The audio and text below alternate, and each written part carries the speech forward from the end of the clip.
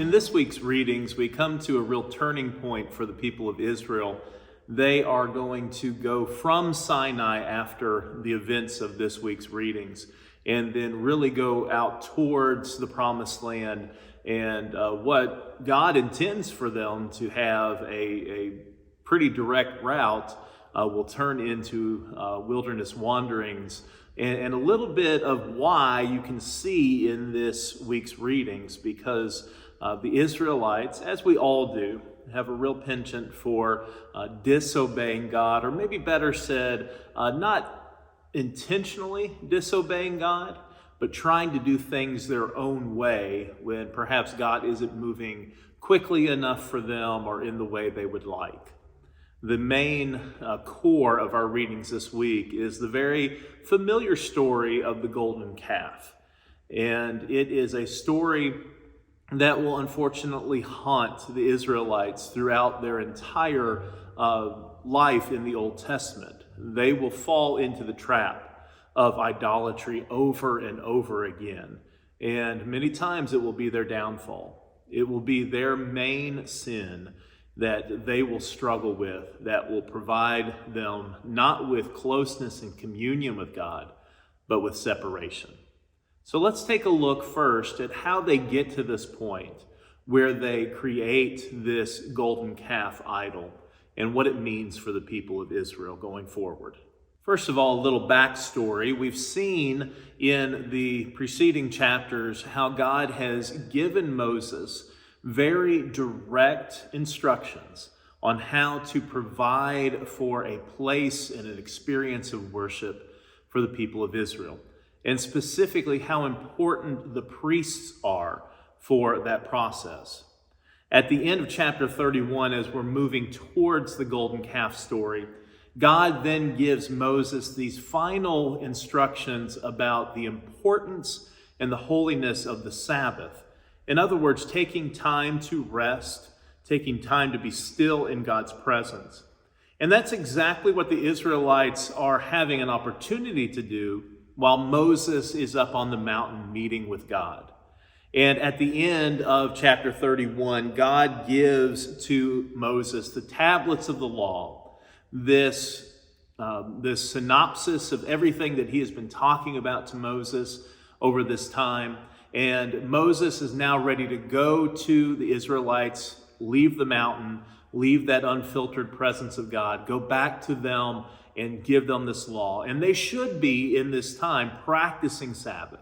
They should be resting in the knowledge that they are secure in God's presence and that Moses is there ready to bring to them the words of God. But instead, they get impatient. Their first sin is that they do not practice trust through Sabbath rest. But they get impatient with Moses being up on the mountain for too long. And so the people come to Israel come to Aaron in their impatience. And they say, we need to do something. But they have a plan that is not fitting with God's plans for them. God has provided for the Israelites up until now, but they are getting a little nervous that that provision that God has given them will not continue. And they're afraid that Moses might never come down from the mountain. So the people approach Aaron and say, make for us a god, make for us an idol, make for us an image that can go before us, that can lead us.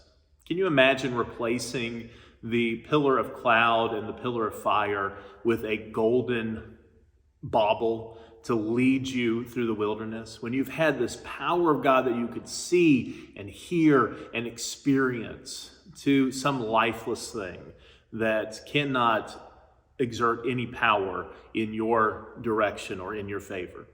It may seem hard to understand, but that was the culture that the people of Israel were in. Idols were the regular instrument of worship for people in the surrounding cultures. And so they are giving into the pressures of their culture to do something, anything, if it will give them some peace of mind instead of waiting on God. What's interesting here is they don't necessarily separate the idea of the idol from the identity of Yahweh, the God who delivered them out of Egypt. When Aaron agrees to make this golden calf, this idol, he then announces that we will have a festival celebrating Yahweh once this golden calf is created. That reminds us that sometimes, even in our desire to worship God and to do something for God, if we're not following God's lead, it can become an idol for us. And it also reminds us to take very careful attention to how we image God, how we imagine God, how we think about God. Sometimes our beliefs about God can even be idolatrous if they don't fit with the revelation of God in Jesus Christ. That's one of the reasons why in this sermon series that we're doing right now, we're taking a look at different biblical images that God has given us to understand who God is. The golden calf was definitely not one of those biblical images that God approved of. But God is so multifaceted. There's so much about God's character and nature that we can never capture God with just one image. God is wonderfully diverse and so different than any of us could ever imagine. We can't, put God into our boundaries, into our limited thinking. And yet at the same time, we don't need to go outside of what God has ordained as his revelation.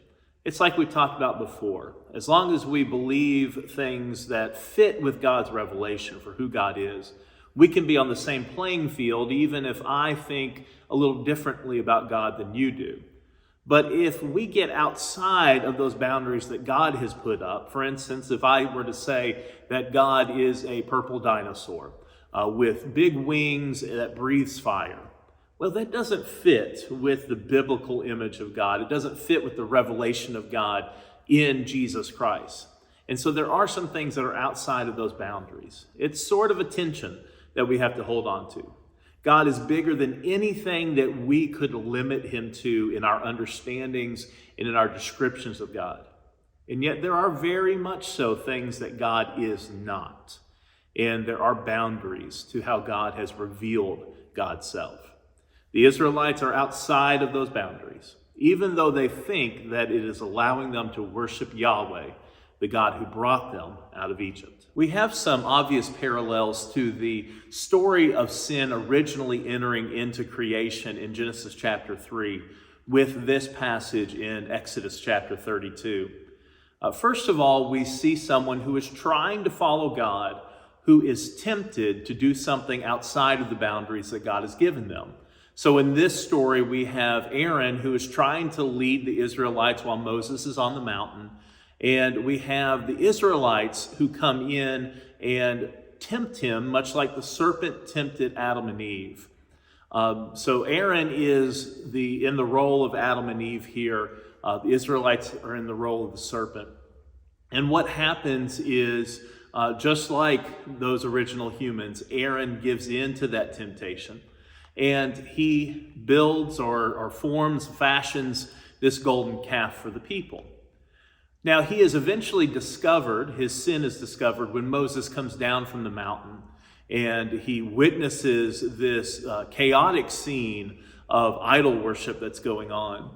Very similar then in Genesis 3 to when God comes back into the garden and is looking for Adam and Eve and realizes that they are hiding. Moses stands in for God here in the story. And something else that is really comical that connects with Genesis chapter 3 is that once Aaron's sin is discovered, he tries to pass it off as something that he was not really responsible for or involved in. In Genesis chapter 3, when God discovers that Adam and Eve have eaten from the tree of the knowledge of good and evil, Adam tries to pass the blame on to Eve and says, no, it was this woman that you gave me that told me to eat from the tree. And then she tries to pass blame on the serpent, and no one is willing to take responsibility. The same thing happens here with Aaron. Aaron says very comically once he is found out, he says that I threw this gold into the fire, and out came this calf, as if it were completely accidental, as if Aaron was just innocently taking some gold and melting it down, and all of a sudden this calf just formed on its own and came out as an idol. We do that when we are caught in sin. We try to pass the blame onto others, sometimes to comical results, sometimes to heartbreaking results. But really what God wants when we do find ourselves in sin is to come to Him repentant, to come to Him with sorrow in our hearts and a desire for redemption. And that God will honor that. He will honor that honesty and that integrity when it is accompanied by a sorrowful, repentant heart. Now, just as angry as Moses is with Aaron when he comes down from the mountain and sees this chaotic idol worship going on, God is angry as well. And before Moses descends from the mountain and sees it for himself, he and God have this interchange between one another, where God's anger is burning hot against the Israelites. And God says, I'm going to wipe them out and start over with you, Moses. And Moses is put in the place of intercessor, a place that others in scriptures have taken up with God. For instance, Abraham took the same position of intercession with God when God was passing judgment on Sodom and Gomorrah. Jesus will take that place of intercession for us as he gives the high priestly prayer in John's gospel, and then continuing to make intercession for us as our high priest, even today. And so Moses stands in the middle there of that great tradition of intercession. And even though he's going to be very angry when he goes down to the camp and sees it for himself, he wants God to be merciful towards his brothers and sisters who have sinned.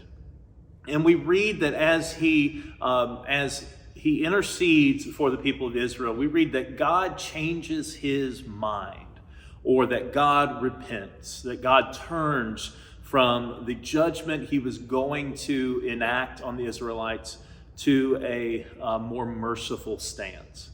This might be something that is difficult for us to wrestle with, this idea of God changing God's mind, or God wanting to enact judgment and having to be convinced to be merciful on the part of a third party. But I think more than anything, this reminds us that we have to, again, hold attention. God is the God of judgment, righteous judgment. If anyone can judge, God's the one who can judge. But God is also the God of mercy. And that God's mercy is, in the end, more powerful even than God's judgment. But it also reminds us of the intimacy between God and Moses. If you think about those other two intercessors that I mentioned a few minutes ago, Abraham and Jesus, those are people who knew God probably more intimately than anyone else in the scriptures.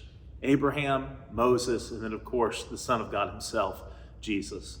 And it reminds us that if we're going to cultivate an intimate communion with God, which we're all called to do, then God is going to reveal God's heart to us.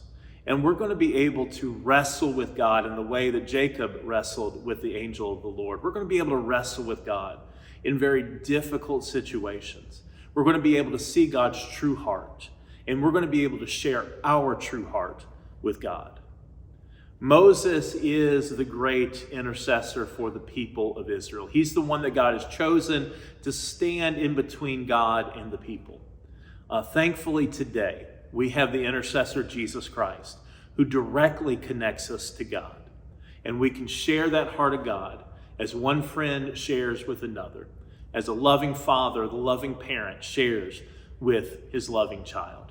And that is a gift, to be able to see God this intimately, this closely, and this honestly. As I said, this is a real turning point for the people of Israel. From this point on, they're going to leave Sinai. They're going to go out into the wilderness, and they are going to be, in a sense, tested again to see how faithful they are willing to be to God's direction. And unfortunately, this generation of Israelites is going to continue to show themselves to not be faithful to the point where they can enact God's plan for the conquest of the promised land. That is going to ultimately be up for the next generation. And there is a sense of a mixture of judgment and mercy that's going to follow them throughout the rest of their wanderings. And really that is for the Israelites for the rest of their history. They're going to wrestle with God's judgment and God's mercy. Thankfully, in Jesus Christ, God's mercy is what sets the tone for the age of the church. But this is a very good look at how God has these great expectations for the people of Israel, for the priesthood, and they don't always live up to those expectations. The same is true of you and me. God has great hopes and expectations for us. We're not always going to live into those expectations, but there's always the mercy of God to fall back on. We will face judgment one day. As we read at the end of chapter 32, God did send a plague on the people because of their sin. Thankfully, we don't really see that in the works anymore. It's the way God is working in the post-Pentecost world. But we do all face a final judgment.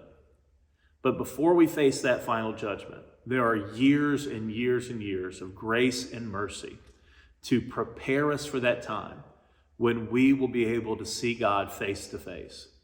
And our hope is that we will find ourselves connected in that intimate communion that God desires for us even more than righteousness. God desires to be close to us. So much so that in Jesus Christ, he uses his own righteousness to make us righteous. I hope you have a wonderful rest of your week. And as we continue to look at the story of the people of Israel through the Exodus, I hope that you will take the example of the Israelites, that you will try to live a little differently, not fall into the same temptations and traps that they did, but that if you find yourself at times wandering and feeling lost, know that the God who delivered the people of Israel will also deliver you and bring you mercy and grace. We'll see you next week. Have a wonderful day.